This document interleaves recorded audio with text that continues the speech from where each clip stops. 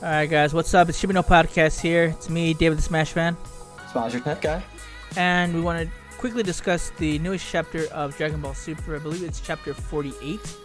And it's called Moro's Wish. So we're not gonna go into do a summary of the chapter because I think you guys should read it because the art that Toritara does is always amazing. He's always done top-notch art in his illustrations, and this is just par for the course. It's just amazing. Like the way he did the fights. Fantastic. Yeah, the way he did the fight scenes. I think one of my coolest panels that I saw was when Majin Buu makes like his 6 arms and then he cuts off 4 of them and then puts the hands on it. Like, that was so cool. He goes on like full on like Goro style on him, man. Even though Goro's 4, but yeah, that was awesome. I actually like how he does art styles like on movement, where Boo's doing like the finger going like like I love that. It's just Toritara has such a great way of doing action scenes. It's so cool. Yeah, I mean, and he's been improving in his storytelling because before there's been Yes. major issues on how he does his story, especially how he did Tournament of Power was trash. And also the Trunks arc, that in and of itself had fundamental problems, but he made it worse. But one part I want to mention also that was cool on the art, not just the art, but like the idea for like how smart he is. I love when Boo's face got like transported to his hand. yeah, that was cool. That was cool. And they said some few things in there. One of the things was, Vegeta says that I haven't seen him fight in such a long time. But then he says like, yeah, but it also looks like he's gotten stronger. So I mean, I don't know what they mean by that. I mean, what I'm thinking is that it's also implying that Boo was training for the Tournament of Power and they never got to see the fruits of his training, and so he's stronger with that. But they also say it might be because he unlocked his potential with unlocking the memories of the Lord of Lords, or how you say it, Miles? What's the other name? I don't know. I just call him the Grand Supreme Kai. Yeah, whatever it is. Or the official translation, so it's fine. Yeah, in Viz they call it Lord of Lords. But anyway, just want to talk about 3 things really quickly. One is, what do you think is Majin Buu's technique that the Galactic Patrolwoman wanted him to use on Moro to finish him off? What do you think it could possibly be?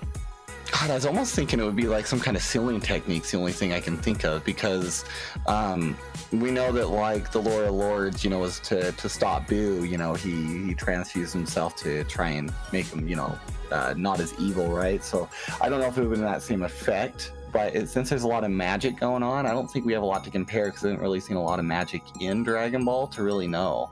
I would think some kind of sealing, because we know that Moro was locked up by the Lord of Lords, so I think he's going to do the same thing again to him. That's why Moro is freaking out. That's just my theory.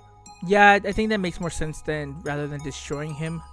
I believe that he has the power to destroy him, but like you said, I think the Lord of Lords just wants to not go that route, and so like you said, just seal him and probably find a different place to keep him hidden. I'm not sure where, but that's a possibility. I'm assuming it's whatever he did to him last time to stop him is what he's going to perform again, and that's why you see like the hands of Buu, which aren't even on his body. I love Buu's abilities, holding him down. So I'm guessing that's what it was. I like that part too, where Buu would like told him that you suck, don't make lies that you're that strong. Yeah, you're a weakling. Yeah, and then he turns to Jocko and he's laughing, right? And as he's laughing, the hands are still punching Moro on the ground. That was phenomenal. Yeah, it was really cool. It's funny to see how strong Buu is magically. It would have been cool if they could have incorporated that more in this series, because they never really did. Like all we really saw was that he turned people to chocolate, turned people to this and that. But in this one, he's trying to expand the lore of the magical abilities that he has, and it'd be really cool if they could expand that to where he would be a threat still to Goku and Vegeta if he ever went rogue, because he has these new magical abilities. But anyway, back on topic here. The other thing that I want to talk about is Moro's wish. So Cranberry got a hold of the Dragon Balls, and he used that translating device or whatever, which was kind of odd. I thought it was smart though, writing to do that though. It was smart. We've never seen it before. Yeah, I like that original concept to get them to make the wishes this time, because like with Frieza, it was always like, what's the password and stuff, so I kind of like that. Yeah, so this one, I don't know if it forces them or something, but they didn't explain much of it. But we know that Cranberry wished for him to be healed, wished for Moro's full power to come back, and then now we don't know. We're going to speculate. What do you think Moro's the third wish, Moro's second wish was? Oh God, I don't know. It's bothering me so bad. Like, I've been trying to contemplate it, and the only thing I can think of is that has to do something with. Well, God, oh man, I don't know. Actually, nothing. What do you got? I think that he made it so that he can't get sealed. That way, like, because what the Lord of Lords is gonna do is try and seal him, and he's not gonna be able to, because Moro made it. That's the only thing I could think of, because I think he knows that. Do you think Porunga has that power too, though, to do that? Because it has to exceed the Daikaioshin, or Lord of Lords. It has to be. That's what it has to. You know what I mean? The power has to be equated for Porunga to use, right? Yeah. The thing about the whole power that the dragons can do is always bewildered me, because it's like none of these people can bring people back from the dead. How is it that like it says it doesn't exceed their power, or it can't exceed like the power of Porunga, and or how like that's the creator or something, right? Yeah, or the creators. It doesn't make sense how he can bring Porunga and bring back persons, but like doing something else that I would think is far more simple is beyond his power. So it's kind of wonky the way they have that set up. But I don't know. I think it could be within his power, maybe. That's a good thought, though. It could be something like where he can't be imprisoned or something like that. I mean, he can make people immortal, so why not get imprisoned? You know, I wanted to bring up one issue with the chapter I had, and I guess it's just for shonen and story sakes. It really drives me nuts that when the wishes were being made, the whole time I'm thinking Goku grab Vegeta and just use instant transmission. I thought that too. And then inside it, yeah, thank you. And then he flies. And then at the very end of the freaking manga, then they decide to use instant transmission to leave the damn planet. Like, come on, we're not freaking retarded here. Just transmit over to him. He's like, I sense that the dragon's over there and they're that far away. Let's go. I know where to fly to. Fuck flying, just teleport. Yeah, that doesn't make sense. Like the times, at least in Dragon Ball Z, that he wasn't able to use it, they've at least explained somewhat. Like with Boo, when he couldn't instant transmission out of it because he couldn't sense the place, or he has to be like in a calm and actually like focus on where he needs to go. So if that's ever disrupted, he can't do it. But in this one, like there wasn't anything like that. The only thing I could think of is that he didn't have his full energy to instant transmission. But even then, I think that's still kind of a stretch, because he has done it times where he has been almost exhausted, and in this one they got back at least enough energy to start flying again. So I don't know, like you said, I think it's a plot device, and it kind of sucks that they used it that way. But I mean, there's not much we can do about that. No, it's just like Tori, like he's been better at writing this arc, but there is still some little things you can see that are Tori's, unfortunately.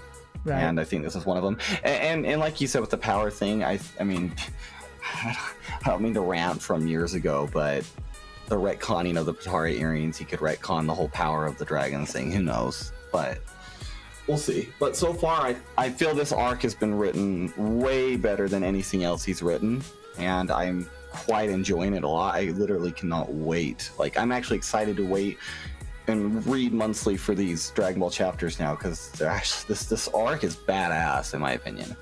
It is, and now we're gonna see now we've seen Boo switch from Boo, and now the Lord of Lords is the one that's in control of the body. So now we're gonna see how he fights. We're gonna see how they're gonna incorporate Goku and Vegeta. There's many things that could possibly happen. Like, we've seen that Goku and Vegeta by themselves, they can't fight Moro because they'll get their energy drained, and it's not gonna help him at all. So but if they fight with Boo now, or the Lord of Lords, that could help, right? I think that he could maybe put some sort, because he can heal, and I think he has other magical abilities. It could be that he can make it so that their energy doesn't get drained as they fight. It could be that, just for a way for them to fight. Because I think without that, or if they take away that ability, then Goku and Vegeta could, destroy Moro. So I don't think he's. I don't think he's way strong.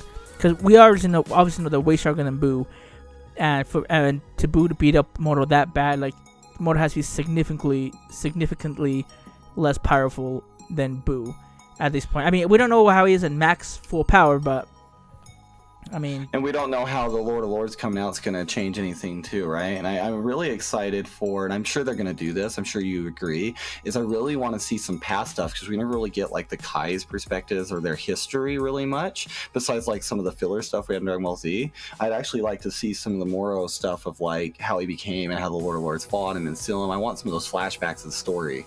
Yeah, I think though we're finishing that. I think we're finishing this arc soon, maybe 1 or 2 chapters. That's what I think. I don't think he's keeping him that. I don't think he's gonna keep it that long. That's my personal opinion. Because I mean, all the other arcs that he's made have been relatively short. Granted, being like the Trunks arc, which was a little bit longer, but the Tournament of Power was like 70 episodes, and this one was like 5, 6, 7. Wasn't even that long. So. Yeah, I don't know what he's going to do. I hope this is just kind of part 1 of the Moro story, and then we're going to go into like part 2. I hope, but who knows? Yeah, but oh well. But yeah. Yeah, let us know what you think, if you liked the super chapter or if you didn't, or let us know what you think's going to happen in chapter 49. And yeah, so thanks so much for listening. This is David the Smash Fan. Miles, your tech guy. And this is Chibino Podcast.